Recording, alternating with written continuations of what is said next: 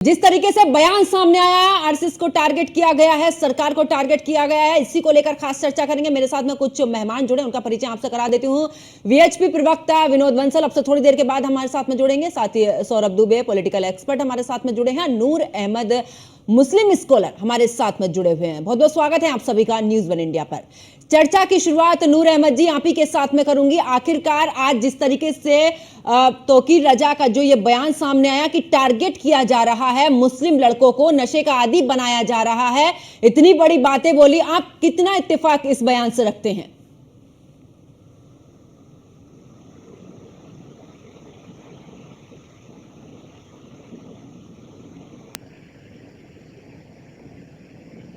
मेरा मानना ये है कि मौलाना तौकीर रजा साहब ने जो ये कहा है, तो उन्होंने वो एक बड़ी शख्सियत है और बरेली में रहते हैं, बरेली में उनका घर है। आपका चैनल कुछ भी उन पे आरोप लगाता हो, आप उनके बारे में कुछ भी कहें कि इनकी वजह से माहौल खराब हो रहा था और ये हो रहा था।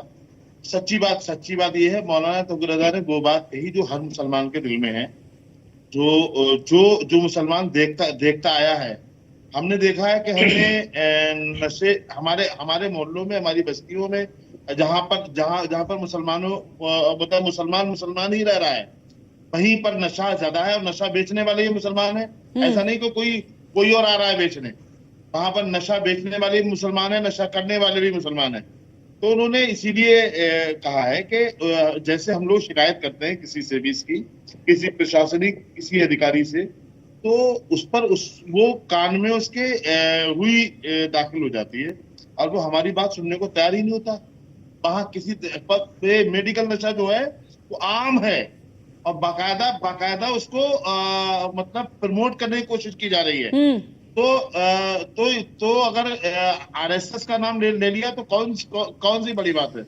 अब बिल्कुल नूर अहमद जी, मैं एक बात आपसे मैं एक बात आपसे क्लियर कर देती हूँ। आपने जो मिटाने के लिए आया है। हाँ, मैं एक बात आपसे क्लियर कर देती हूं कि इस चैनल पर वही बयान दिखाया जा रहा है जो उन्होंने दिया है, उसी मुद्दे पर चर्चा हो रही है जिस मुद्दे को उन्होंने उठाया है। यहां पर किसी अपनी तरफ से बयान नहीं दिया गया है चैनल की तरफ से, जो कि आपने आते ही एकदम टारगेट किया है चैनल को। आपसे मैंने सीधा सवाल पूछा कि आप इत्तेफाक रखते हैं? आप इत्तेफाक रखते हैं तो सीधा बोलिए कि हाँ मैं इत्तेफाक रखता हूं इससे, लेकिन चैनल को टारगेट मत करिए, हमें टारगेट मत करिए इस चीज में। अगर आप लोग बयान देंगे तो उसका जवाब भी आपको देना होगा। इस तरीके से नहीं, ये चैनल के बारे में नहीं सुनूंगी मैं। बहुत देर से आपकी बात आराम से शांतिपूर्ण तरीके से सुन रही थी। अभी प्रवक्ता नहीं लग रही हो मुझे, और आप ये हड़काने की राजनीति किसी और से करिएगा। नहीं, मैं हड़काने की राजनीति नहीं कर रही हूँ नूर अहमद जी।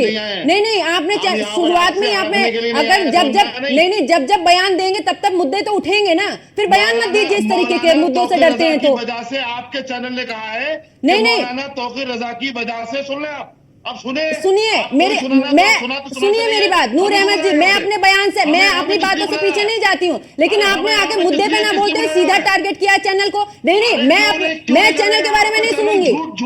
आप बयान, तौकीर रजा ने बयान दिया है, उस बयान को लेके आई हूँ। मैंने उस पर सीधा आपसे सवाल पूछा है कि उनके, देखिए नूर अहमद जी यहाँ सच्चाई और झूठ करना, सुनिए मेरी बात। एक आप ही नहीं है, और भी मेहमान मेरे साथ में जुड़े, लेकिन इस तरीके से नहीं, चैनल को तो नहीं कहने दूंगी। तौकीर रजा को आप बोले, आरएसएस को बोले, लेकिन चैनल को नहीं कहने दूंगी, वापस लौटूंगी।